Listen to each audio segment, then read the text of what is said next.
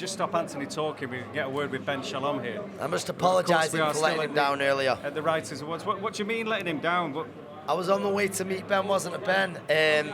Got 5 minutes away and realised I forgot this green little number. And I had to phone in and throw in a sicker. It was the first time I was asking As a favour. For a bit of media work, but it didn't happen. It's fine. No, it was. He just owes you now, Ben. So it's He's a busy man. He's a busy man. Are you a busy man? At the moment, yeah. Very busy man. Yeah, it's been a good few weeks. We've made the signings that we want to. We're setting up for the future, and I couldn't be happier, to be honest, right now. It's so hard because we're not an established promoter to try and get fighters, especially elite fighters, to not risk their careers, but place their careers in your hands. And so, yeah, just delighted to be able to get so many signings over the line recently. Ben, I was going to say that. As I know, like, we've got Carris and Lauren here tonight, but in the last week or so, the Ben Whittaker signing was huge. That was massive. It was someone you had your eyes on from him turning over? Yeah, from before, even before I got to Sky. He was one of the stars of the games. Yeah. No, he was, if you speak to anyone in the amateurs, and you know when you realise someone's really good is when you speak to like the Cubans and you speak to like even the Americans or the Russians, and he's got so much respect. Forget his flashiness and forget his flamboyance and what we think he'll be in the UK.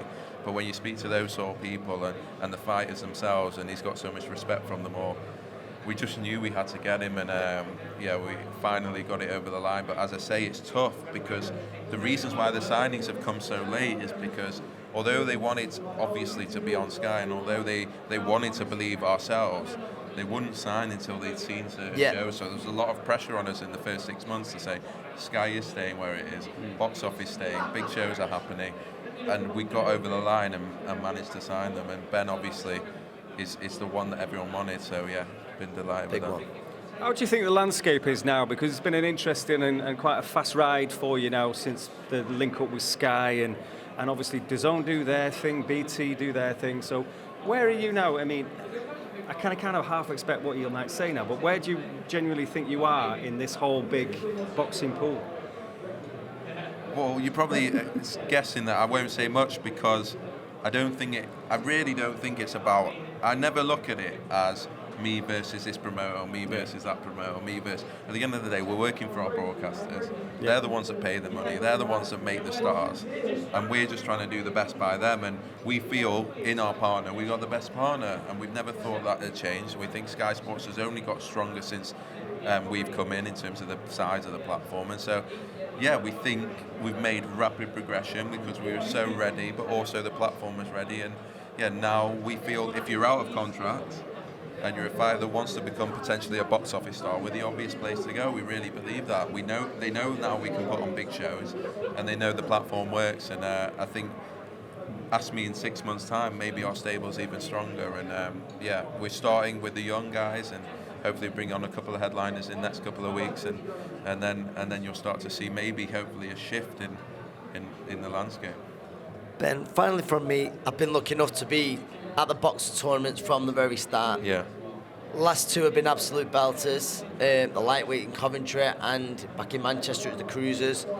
Very recently, have we got a new date for a boxing tournament, or is that still in the pipeline, or weight division, or? I think we're looking at light heavyweight next. I think what you saw with the Cruisers is although they're big punchers, they do slow down, and so we've done the lighter weights, we've done the heavier weights. Now we want to look at somewhere in the middle, light heavyweights, super middle. But honestly, we could have filled that tournament 3 or 4 times over. There's that many fighters that are messaging us saying, when are you doing our weight division? When are we going to get our opportunity? There's fighters are in gyms are all around the country that have gone through COVID.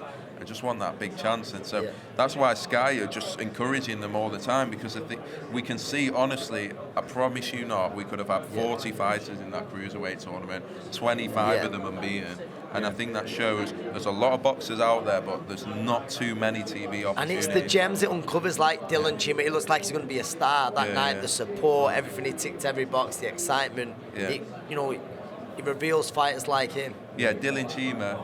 No one would ever pick him out.